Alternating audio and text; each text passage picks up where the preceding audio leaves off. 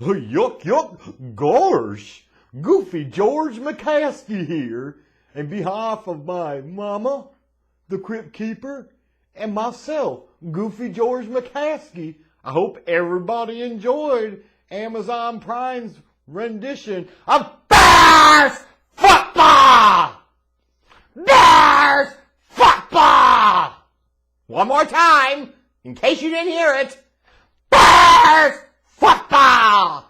I will bring the volume down now for just a little bit in order to allow you to adjust your headphones or whatever. But honestly, you know who I am at this point. You knew this was coming. So if you weren't prepared for it, it's your own goddamn fault. Just like you could say for all of America that honestly, proactively decided to choose to watch the inevitable shit show they knew they were in store for tonight. It was the Washington Commanders and Carson Wentz. It was Bears football. What the hell else did you expect? You should have known it was bad when the over-under from Vegas for this game was 38 points. Not for one team, mind you, combined. And you even had people sitting there looking at that number that looked so tempting and smashable and saying, no, I will take the under. And you wonder why. Oh my God. You know, the frustration is not in the loss because the wins and losses really don't matter this year anyway for the Bears. But it's the way in which they lose. That is the perpetual kick in the sack that, frankly, we all deserve. What an abortion of a performance by this team today. There is no other way to put that. There is blame to go all around. There is all types of ranting that is going to be displayed because it deserves to be. Help me understand this. Carson Wentz had a whopping 99 yards passing. And somehow, some way, you found a way to lose a game to that. Ron Rivera and Carson Wentz came into Chicago on Thursday night on prime time, and they out Bears football. How does that happen? They stole your gimmick. They stole your shtick. How in the blue fucks you let that happen? The opposing quarterback threw for 99 yards, and you lost the damn game.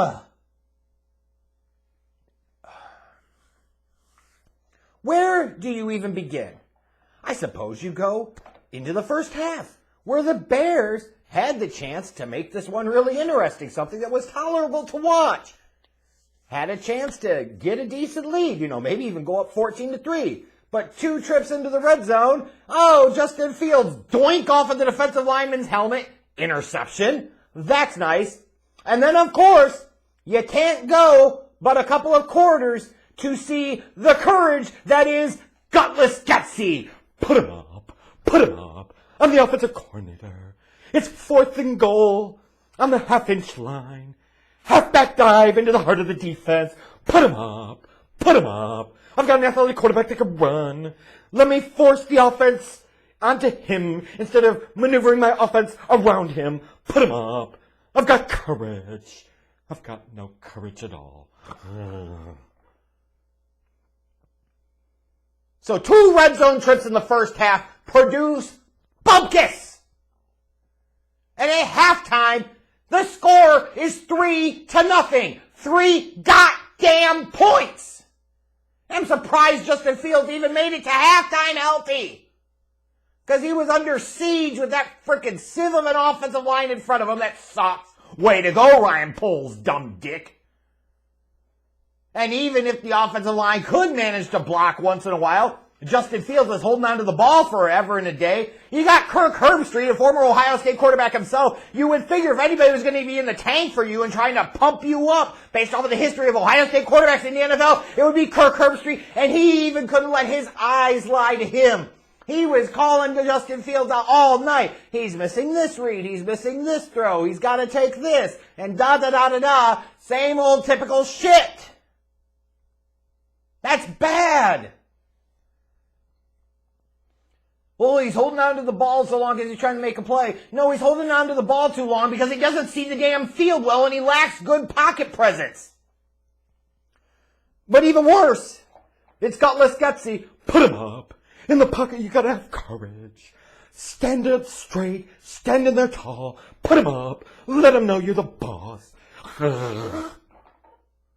Instead of trying to customize your fucking offense around the talents of the young man, you try to force him, shoehorn him into your dumb dick offense.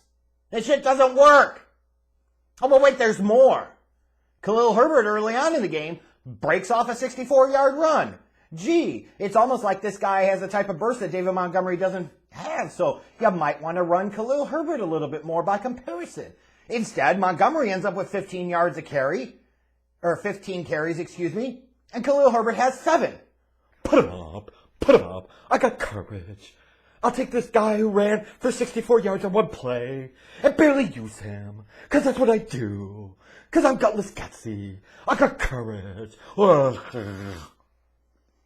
Isn't it amazing, though, when you actually do things that are tailored to Justin Fields' strengths, good things can happen for your offense? Look at in the third quarter. The big bomb touchdown to Dante Pettis. Dildo hands Pettis fucking caught a ball. Isn't that amazing? It's even more relevant when you look at what happened a little later in the game in the fourth quarter, am I right? That was a beautiful play, a beautiful throw by Fields. Again, almost got himself killed. Feels like they're tempting fate here. It's almost like they want the Trevor Siemian experience to start in Chicago this year. This shit keeps up. It's going to before too much longer because Fields is going to continue to get rocked. Oh, but wait, there's more. You could clearly see that Fields is able to create some opportunities with his feet. The Washington Commanders really haven't figured out how to defend it, because apparently they're trying to play Fields as a passer instead of a runner. Why? Because they know gutless Getsy's a moron. That's why. Anybody that you see in public proudly defending Luke Getsy and his play calling and his game plan deserves to be mocked for the morons that they are. That is horrendous. Horrendous. Customize your offense to the talents of the quarterback. Don't try to customize your quarterback to the talents of the offense. That's what bad coaches do. That's what inexperienced first-time play callers and offensive coordinators do. Gee, what the fuck do you know? And then, of course, when you talk about Ryan Poles, 5th-round pick Braxton Jones had a rough-ass night. Like, I looked at the one third down play, and the belly flop he had on that whiff block was fantastic. It looked like he was getting ready to try out for some polar bears diving this winter. Like, it was an impressive belly flop. Like, it would have produced a huge splash in the water. You get what I mean? Not what you want to see out of your starting blindside protecting left tackle. Velus Jones. Hey, here's how I'm going to catch the ball. It's inside the 10-yard line. Let it go. I understand you're trying to make a good impression. Let it go because it was a back-breaking mistake. And I understand with young players, they're going to make mistakes. You have to live with that. That's fine. But there are some mistakes that are much worse than others. And in that spot, and in that moment, you have to have enough general awareness with your 25-year-old ass. You only spent 6 years in fucking college. You would have thought you would have learned, hey, it's inside the 10-yard line. Let's let it fucking roll in the end zone and take our chances. Don't touch it. Especially if you're afraid to catch the damn ball. Which clearly is on punt returns. The signature marquee play of this game was the linebacker Roquan Smith, who has a bunch of tackles but not a ton of impact, that they were talking about in the broadcast, trying to pump up like he's been better than he actually has been this year, who wants a big-time contract, getting his shit rocked by Carson Wentz on a running play in the red zone. That was the game-winning play, honestly, for the Washington Commanders, was Wentz throwing that block and allowing the running back to get a few more yards. So it wasn't bad enough you had to stomach the repeated stories all night about Brian Robinson and him getting shot and now coming back. Yes, that is fantastic. I'm glad he's Okay, I'm glad he's healthy. I'm glad he's able to pursue his dream. But we heard about it once or twice. Let's stop fucking bringing it up. You guys took some sick, sadistic pleasure out of it. At least Al Michaels threw Daniel Snyder under the bus, talking about all the allegations and basically threw out there, everybody wants you to sell the team, so you need to do it, Danny. But goddamn. And then it's crazy because you get to late, and I haven't even touched on Eberflus yet. Like, don't let him off the hook either. You had the third down play in the game where it looked like it wasn't a first down. It looked like it wasn't caught. And Eberflus doesn't challenge it. Right? Then you get to this spot late in the game. The Commanders have the ball. They're in your territory. At worst, you know they're going to be able to attempt a long field goal. So after you stop them on second down, there's like 2:05, 2:06 left. Logic dictates you call the timeout and you save that 6 seconds because on third down, you get to the 2-minute warning. And you'll have 2 minutes left. I know you won't have any timeouts, but hey, that 5, 6 seconds may make a fucking difference. But instead, we're using some Matt Nagy expertise of game and clock management here. You're just going to let the clock run down to the 2-minute warning. Why? Because we're fucking stupid, that's why. And then you look at the final drive. Oh my God. Fields sits there and breaks off that big ass run. And the Bears one more time are in the red zone. And as much as this son of a bitch, gutless Gutsy, Put him up. I'll run in any situation. Put him up. I got courage. Halfback dive. you would think you got about 50 seconds left in the game. You got 4 chances to win. You know you have to try and score a touchdown, but you got enough time to run the ball. As much as you fucking have a hard on for running the ball, why wouldn't you try to run the ball there in first or second down? And I'm not even necessarily talking about with the damn running back. I'm talking about some designed RPOs or just some designed bootlegs with Justin damn Fields. And you didn't do that. And you're trying to make the kid into something he's not right now, and he may never be. He's not a picturesque pocket passer. And you saw that third down, gets the ball batted down, and then the devastating, or second down, he got the ball batted down. Third down, he was late on the throw to Pettis, and oh, there you go. There's freaking Dante Pettis with another drop. I know it looked really bad, almost Johnny Knox-like with the way he got tackled, but you gotta find a way to catch that damn ball. But that throw could also have been a little bit better. He's lucky it didn't get picked, and that was end of game right there. But Pettis dropped a couple tonight. Amir Smith-Marset dropped a couple tonight. What do you do? Ball hits you in the face mask. What are you doing?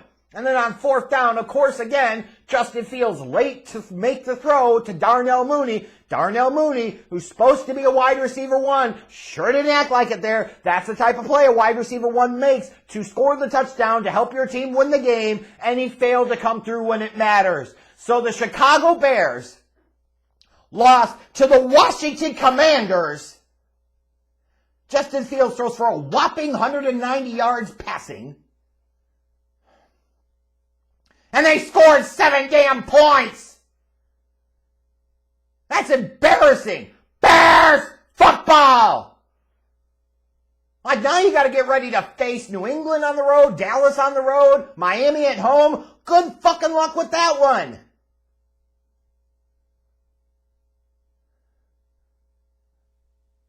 Like that was embarrassing. Even for Bears football. You lost to Carson Wentz and he didn't even break 100 yards passing.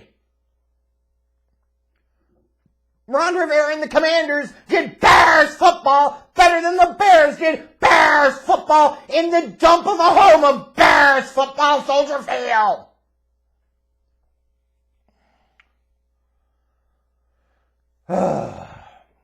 11 more games to go. Maybe Getsy will get a freaking clue. Put him up. I know what I'm doing. I'm the offensive coordinator. The young quarterback has to learn how to do it my way. I don't need to customize anything for him. His skills need to fit to mine, not vice versa.